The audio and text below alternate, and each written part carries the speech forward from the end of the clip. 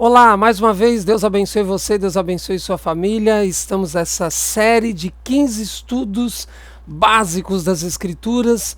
Falamos no primeiro estudo sobre a Bíblia e hoje vamos falar sobre um tema extremamente importante que vai abrir caminho para os próximos temas que vamos abordar. Já disse aqui no estudo anterior que nós vamos falar aqui sobre arrebatamento secreto. O que é arrebatamento secreto?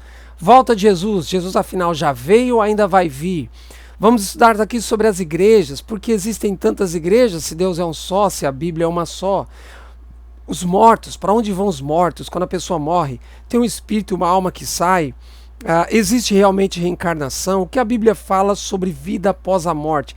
Enfim, somente alguns dos 15 temas que vamos tratar aqui. Então vou mais uma vez apelar para você não perder nenhum desses temas que estamos apresentando aqui. Começamos já o primeiro, esse é o segundo. Hoje vamos tratar sobre o pecado. Pergunto para você, todos nós somos pecadores? Todos nós? Será que um padre também peca? Será que um bispo também peca? Será que um pastor também peca? Será que o papa peca? Uma pessoa que comete um ato de pecado, que comete uma atrocidade, todos dizemos, não, essa pessoa realmente é pecadora. Mas e uma pessoa que aparentemente não comete atos de pecado, não mente, não rouba, não adultera? Será que essas pessoas não são pecadoras? O que a Bíblia tem a nos dizer sobre o pecado em relação à raça humana? É o estudo que nós vamos fazer agora, nesses próximos 15 minutos. Feche os seus olhos. Senhor Deus, nós te agradecemos imensamente mais uma vez pela oportunidade de estudarmos a Tua Palavra. Toma-me mais uma vez em Tuas poderosas mãos. Toma quem está nos assistindo nessa hora também em Tuas poderosas mãos, os Teus filhos e as Tuas filhas, para que cada um de nós recebamos a Tua bênção ao estudarmos a Tua Palavra. Em nome de Jesus oramos. Amém.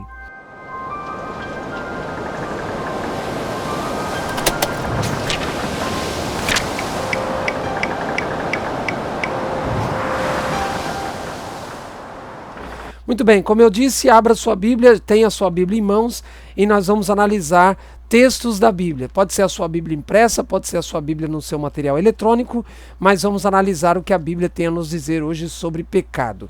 Quero começar lendo Romanos capítulo 3. Como eu já disse no primeiro estudo, é normal quando a gente começa a estudar a Bíblia ter alguma dificuldade em manusear a Bíblia, achar rápido os livros. Então, se você tiver alguma dificuldade, dê um pause quando eu falar o texto, por exemplo, agora, Romanos 3. Aí você dá um pause, acha o livro, quando você achar o livro, dê play de novo, aí eu vou falar o verso e aí você me acompanha na leitura, repito, seja na sua Bíblia impressa, seja na sua Bíblia eletrônica. Vou dizer o que eu falei no primeiro vídeo, não estou colocando os textos aqui na tela, porque o meu objetivo é fazer com que você manuseie a sua Bíblia e tenha acesso à Bíblia e leia aí comigo, usando a sua Bíblia, repito, seja online ou impressa. Romanos capítulo 3. Vamos começar com o verso 10. Romanos 3, verso 10. Como está escrito, não há justo, nenhum sequer. Deixa a sua Bíblia aberta, vou voltar a ler 2 versos aí ainda nesse mesmo capítulo. Não há justo, não há nenhum sequer. Todos nós somos pecadores. O texto está dizendo, não há nenhum justo. Olha o verso 12, Todos. Veja, a Bíblia não está dizendo alguns, uma parte, metade, não. Todos se extraviaram, a uma se fizeram inúteis. Não há quem faça o bem, não há nenhum sequer. Então veja, algum ser humano pode nessa terra bater no peito e dizer, eu não tenho pecado, eu não sou pecador, nenhum absolutamente.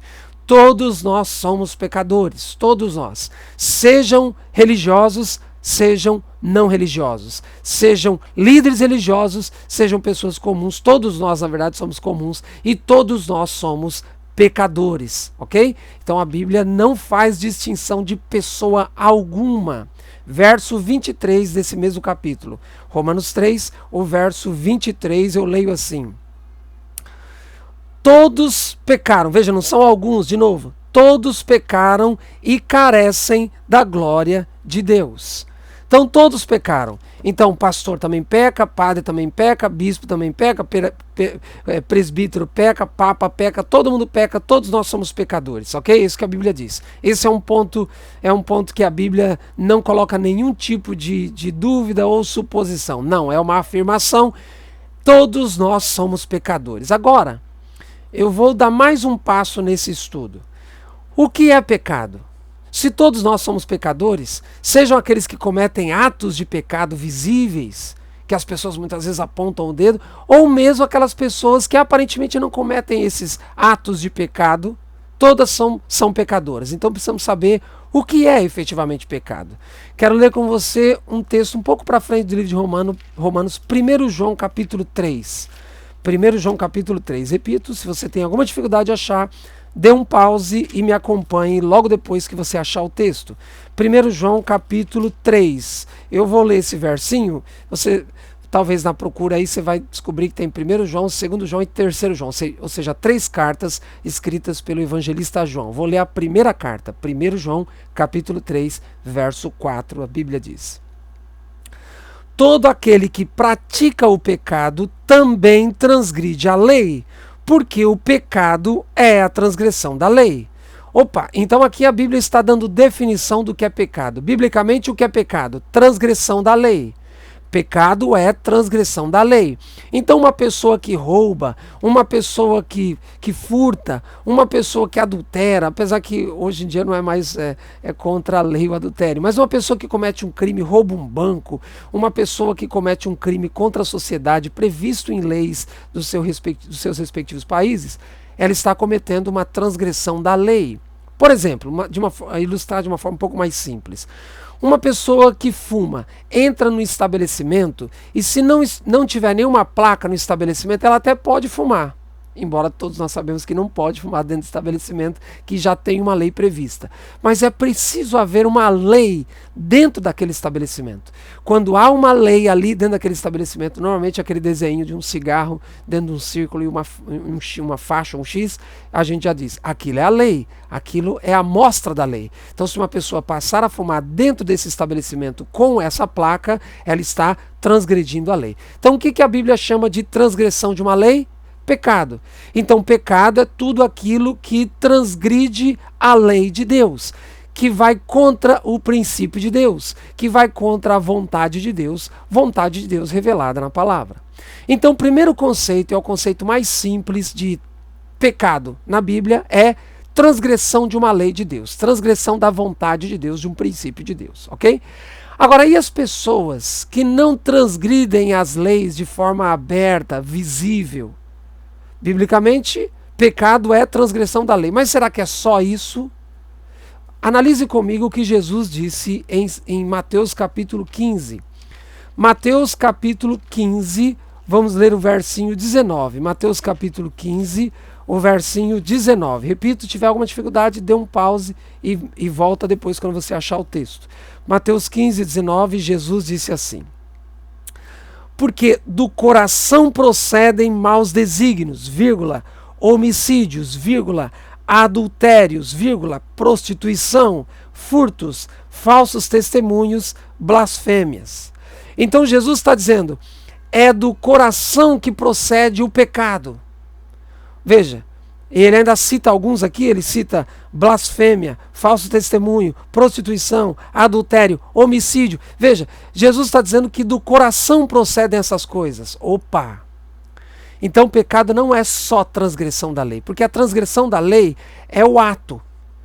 Como eu disse aqui, tem lá uma plaquinha, não fume, a pessoa fuma. É o ato da transgressão, isso é pecado biblicamente, transgredindo uma lei divina, um princípio divino. Mas antes mesmo de transgredir em ato, Jesus está dizendo que o pecado começa no coração ou na mente. Então pecado não é só ato. Pecado é também uma natureza que temos dentro de nós. Olha o que eu vou dizer agora.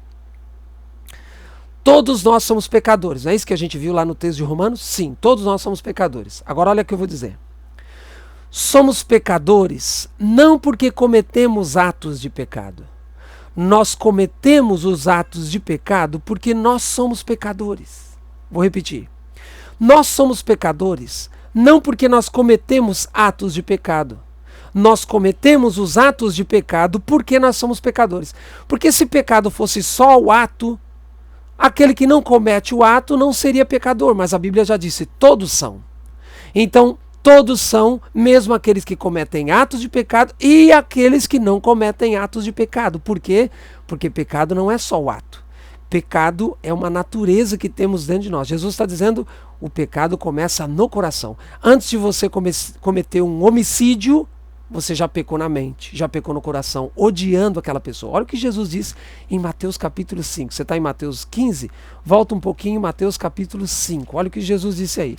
Aqui é Bíblia, só a Bíblia. Vamos ver o que a Bíblia tem a nos dizer sobre esses vários temas, que eu já disse aqui no começo do estudo anterior e desse. Nós temos temas muito interessantes para falar daqui para frente, você não pode perder nenhum. Na verdade, se você perdeu o primeiro, já esgotou a sua cota, não perca mais nenhum, porque daqui para frente serão temas extremamente importantes. Mateus capítulo 5, olha o que Jesus tem a nos dizer sobre o pecado. Mateus 5, verso 21, eu leio assim: ouvistes que foi dito aos antigos, não matarás, era o que está escrito lá na lei, inclusive, e quem matar estará sujeito a julgamento. Agora olha o verso 22, Jesus diz assim: eu, porém, vos digo, todo aquele que sem motivo se irá contra o seu irmão estará sujeito a julgamento. E quem proferir o insulto a seu irmão estará sujeito a julgamento do tribunal. E quem lhe chamar tolo, em algumas Bíblias está a tradução louco, estará sujeito ao inferno de fogo, e algumas traduções à morte. Vamos estudar aqui, inclusive, sobre inferno de fogo. O que é inferno? A Bíblia fala de inferno? Fala. Mas existe realmente o inferno como as pessoas entendem? Vamos estudar isso aqui, logo, logo, aguarde. Mas o que Jesus está dizendo aqui? Se você sem motivo se irar contra o seu irmão, a ponto de externar essa ira, ele usa aqui a expressão louco ou tolo, externando essa ira, já cometeu homicídio. Ele diz, se vocês ouviram, não mate. Aí Jesus diz, eu porém vos digo, se você só se irá a ponto de externar essa ira, já matou o seu irmão. Alguns dizem que Jesus veio abolir leis. Jesus não veio abolir, Jesus veio ampliar a lei. Ele mesmo diz, olha, lá no passado vocês têm dito aí, não mate, e pensa que é só pegar uma faca ou um revólver e tirar a vida de uma pessoa literalmente? Ele diz, não, se você se irar a ponto de externar essa ira, já matou. Olha o que ele diz mais, aqui em Mateus capítulo 5, ainda no capítulo agora, capítulo 5 agora no verso 27. 5, 27. Ouvistes que foi dito, não adulterarás, verso 28. Eu, porém, vos digo, qualquer que olhar para uma mulher com intenção impura, no coração já adulterou com ela. Então, Jesus não veio abolir lei nenhuma, ele veio para ampliar. Ele diz, se você tem uma ira contra o seu irmão a ponto de externar, já matou. Se você olha para uma mulher com intenção impura no coração, já é o adultério, nem precisa do ato. Percebe que é só um aspecto o pecado como transgressão da lei. Pecado mesmo é muito mais profundo do que isso. Por quê? Porque nós cometemos atos de pecado porque nós somos pecadores. Não o contrário. Não somos pecadores só quando cometemos atos de pecado. Aí você entende que não tem espaço, a religião cristã não tem espaço para orgulho, não tem espaço para a gente se achar superior uns aos outros, porque aqueles que cometem atos de pecado e aqueles que não cometem atos visíveis de pecado são considerados pela Bíblia, por Deus, como pecadores igualmente. Todos nós somos pecadores, ok? Agora precisamos avançar. Tem um problema nessa questão toda. Quando a Bíblia diz, você é pecador, ela fala para o nosso próprio bem. Porque uma vez que a gente aceita, entende e aceita que somos pecadores, esse é o primeiro passo para a nossa salvação.